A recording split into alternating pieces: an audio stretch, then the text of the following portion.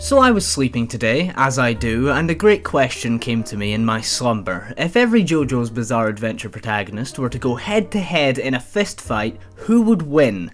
And when I say fist fight, I mean fist fight. Do it!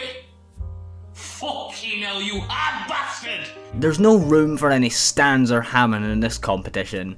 And no, before you try to be clever, tools and weapons are banned too, so Joseph can't just whip out the Tommy gun and win by default. My first idea was to look at the most obvious thing, the physique. It's pretty common knowledge that JoJo protagonists get a little more twinky as the series goes on.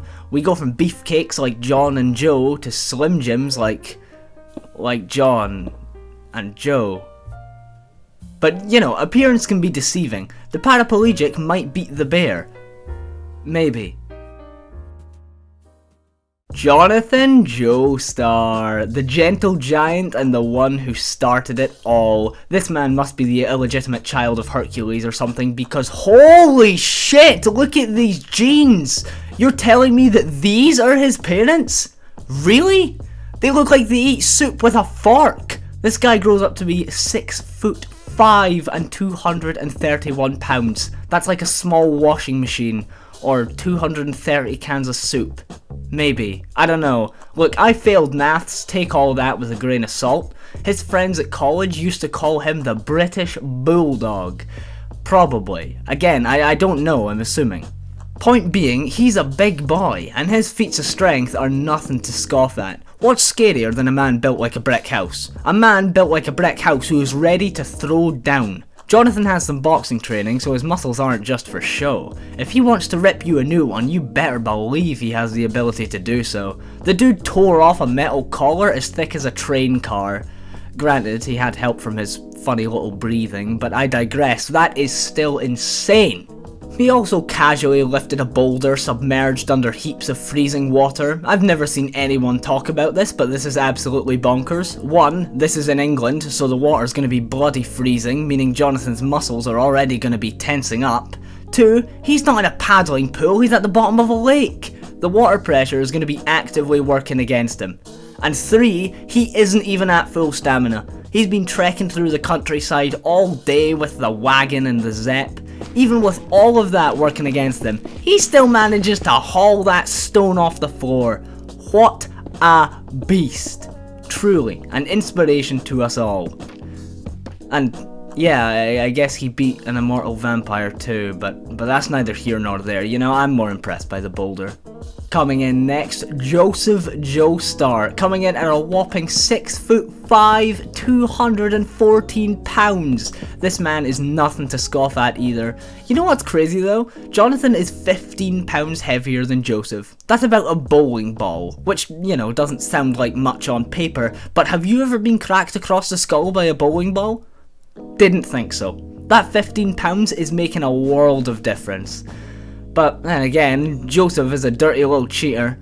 No, not that kind. I mean, he's a dirty fighter. I guess he's both actually, but I digress. You're telling me this guy would fight with honor? Hell nah, he's gonna pull your hair, spit on you, distract you, whatever he can use to get an advantage. And he's no stranger to whack-ass training. I mean, in what world does he need to be doing any of that? I know he had help from Hammond, but you're clowning if you don't think this takes some insane core strength. And his durability? The guy fell from space on a slab of volcanic rock and somehow lived to tell the tale. No wonder he's a fan favourite.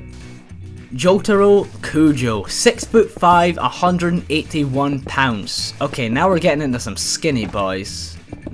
Not really, but compared to the first two, this is an improvement. By the way, Jotaro is like a feather for his height. You're gonna be 6'5", built like this, and only weigh 181 pounds.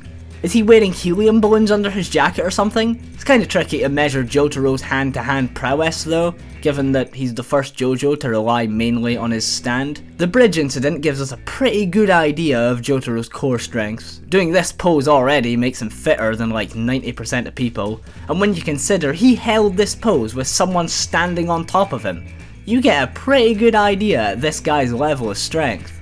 I guess we also see him throw a punch in part 4, so he's at least got some knowledge of fighting, but like, his posture sucks! Sure, he hit Josuke hard, but he left it. Sure, he hit Josuke hard, but he left himself wide open. If that punch missed, or didn't knock Josuke on his ass, Jotaro would have been laid out. Speaking of, time for Josuke Higashikata. See, Josuke Higashikata is kinda a weird case, because this guy doesn't seem like the fighter type. He's goofy, kinda wimpy, a little childish, which, you know, that's all fine, I mean, he's a teenager after all, but these skills don't serve him too well in a fight. But if someone insults that seared steak of a haircut, oh boy, shit is hitting the fan. You know those edgy tough guys who are all, oh I see red when I get angry, blah blah blah. Yeah, well that's actually Josuke. In his fight with Rohan, he was so pissed he didn't even see Heaven's Door right in front of him. This Berserker mode kinda works against Josuke though. When you get angry in a fight, you end up becoming a lot more predictable, and anybody with more than a basic knowledge of hand-to-hand combat is gonna lay Josuke out like a napkin in water. Also, he's 5'11", 181 pounds. He weighs the same amount as Jotaro, despite being a head smaller. Just think about that for a second. Giorno Giovanna! Bro, he's 15. You want this 15-year-old with an absent father to scrap behemoths like Jonathan and Joseph? No! He's 5'8" and a minor! He's pretty damn sociopathic though. He went ham on Cicolata and put Diavolo into an eternal suffering loop. Though I'm not sure he was even aware of doing that. I'm pretty sure his stand just gained sentience and did that itself, but I digress. I can't think of any obvious feats of strength Giorno has though. He gets overshadowed by Bucciarati in his own part. Most of the badass brawling moments belong to him instead of Giorno. Like, do you remember what he did to Pesci? Damn! Bucciarati out here putting hands on people! Giorno? Not so much. He did lop off his own arm though, which I guess that was pretty cool, so you can't deny he's got resolve. But other than traumatizing your opponent, what is that actually gonna do? Jolyne Kojo. Hot damn, she is tough. This girl is hardened by prison life. Minor spoilers for part 7 by the way. She had the dark determination before Johnny did. Not to mention her agility is beyond insane. More than once she zips and zaps around an opponent like she's in some kind of fighting game. I mean, she just came out of solitary confinement here, eating bugs and getting splashed with freezing water, and she still backflips over Westwood's kick. He's like twice her size and she manages to break his leg with just one kick. Then she doubles down and stomps all over his face. Like, damn girl, we get it. You can kick ass. This ain't just a one-time thing either. No, she tussles with Sea Moon too. It's crazy to me that the person with the biggest balls in JoJo doesn't actually have balls at all. Bravo, Jolyne. Okay, I'm going to talk about some manga-only things now, so if you're not caught up to the anime, you might want to click off. Actually, you know what? No, don't click off. Just mute the video and leave it playing in the background. That'll do. Now, on to Johnny Joestar. So, who wants to address the elephant in the room? Yeah, I'm talking about the wheelchair. As cool as Mr. Hot Wheels is, I don't know how useful that's going to be in a fighting tournament. I mean, what if his opponent just goes upstairs? See, I can't even give Johnny the benefit of the doubt and assume he can kick monstrous ass regardless, because I don't think there's a single time in part 7 where Johnny puts his hands on another man. Pause. He does have dark determination though. Dark determination is basically Machiavellianism, but in JoJo, essentially meaning you'll do anything, no matter the cost, to achieve your goal. So I'm sure Johnny can find 1 or 2 ways to kick ass in a wheelchair. Maybe he'll just run over their toes or something. I don't know. Josuke Higashikata, the less cool version. Another disabled protagonist, only this time it's all in his head. That's not me being a dick, it's literally all in his head, he's got amnesia. But whoever said amnesiacs can't kick Major Touche, right? After awakening his stand, a very powerful stand mind, he instead opts to batter the hell out of his opponent, which, to be honest, is kinda hilarious. But Josuke, for the most part, doesn't like to get his hands dirty. Maybe that's part of his Yoshikage Kira personality, but he's very rarely seen beating the piss out of his foes. Even on Shakedown Road, when he and Joshu get caught up in some kind of drug deal, Josuke just goes along with it. And no, whacking the policemen don't count since Josuke's movements were being controlled by a stand. But when he's being chased by Dolomite's zombie thingies, he does show that he has some hand-to-hand abilities. Even if it's just minor defense techniques, it is better than nothing. Jodio Joestar.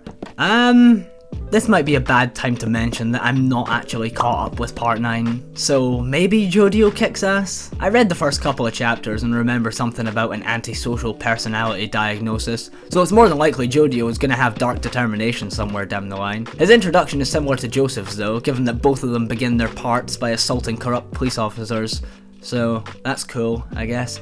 Okay, on to the final ranking. Before I rank the contenders, let me just create an honourable mention category just for Jodio. I don't know enough about this guy to rate his strength. For now, he's just a kid with some personality issues. So yeah, he's gone in the footnote. Sorry bud. The first Joestar out in hand-to-hand combat against their bloodline is, without a doubt, Giorno Giovanna. Ha! You expected it to be Johnny, didn't you? Sorry, but unlike you, I'm not ableist. Giorno has the strongest stand in the family, sure, but the same can't be said about his fisticuffs. This guy has never thrown a punch in his life, are you kidding me? You know those bullies from part 1 who beat up Jonathan? Yeah, well, I think those guys would whoop Giorno's ass, even at the end of part 5.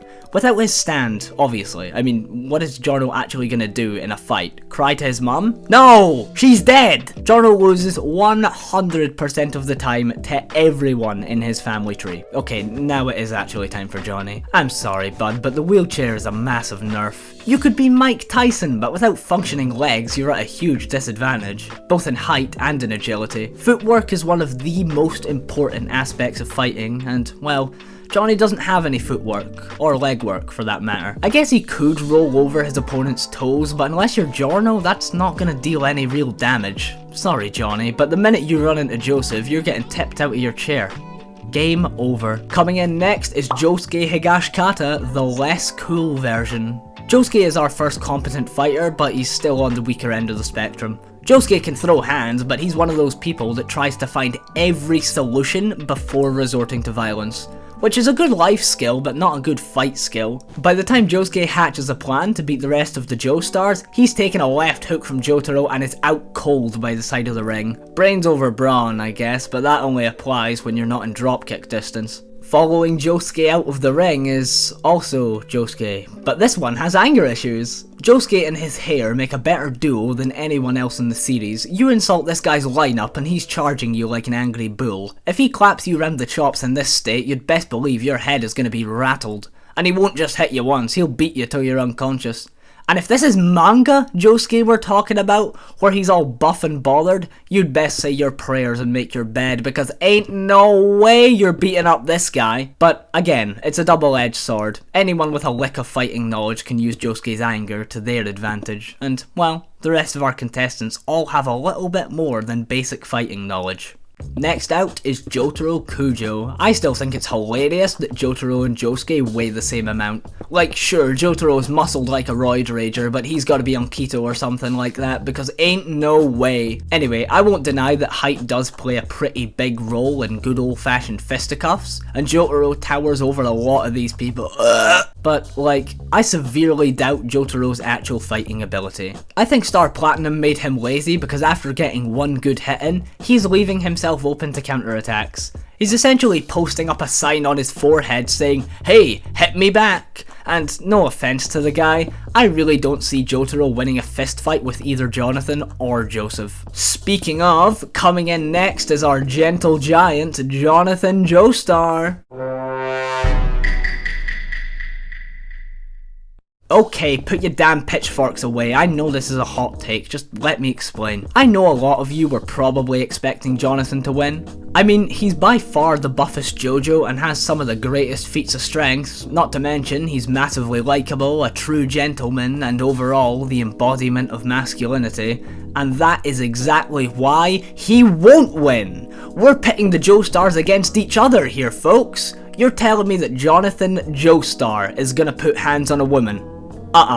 Never in a million years. Not my goat. Even if we excuse Jolyne, Jonathan ain't beating up a paraplegic or a 15-year-old. Already, that's like 3 people off limits. He's nerfing himself, and man, it might not be smart, but it's sure as hell respectable. You might not be first in the fight, Jonathan, but you're always first in my heart. In a comfy second place is the only girl boss of the Joestar bloodline, Jolyne Cujo. Man, do I even need to explain this to you? Did you not see what she did to Westwood? Her hands are rated E for everyone. Don't matter if you're a man, a woman, disabled, or a minor, Jolyne is giving you the rumble. And yeah, I know, she's much shorter than the other contestants and weighs a lot less too, but let her actions speak for themselves. Bar a few, Jolyne is knocking out nearly everyone in the Joestar family. Okay, well, let's be honest, who's surprised about this? Joseph is like the chaotic problem child of the Joestar family. He's an amalgamation of everyone's skills hiked up to the absolute max. He's got the body of Jonathan, the wit of Josuke, the resolve of Giorno, and the agility of Jolyne. And don't think for one moment that Joseph is gonna fight fairly. He's gonna pull out all the stops if it means winning. The only one who stands a chance at beating Joseph is the honourable Jonathan. And even then, we know from Joseph's fight with Wamu that he's no stranger to using honour as a tool to his advantage. So I'm sure Jonathan is going down too. Alright. That was the stupidest video idea I have ever had. Subscribe, I guess.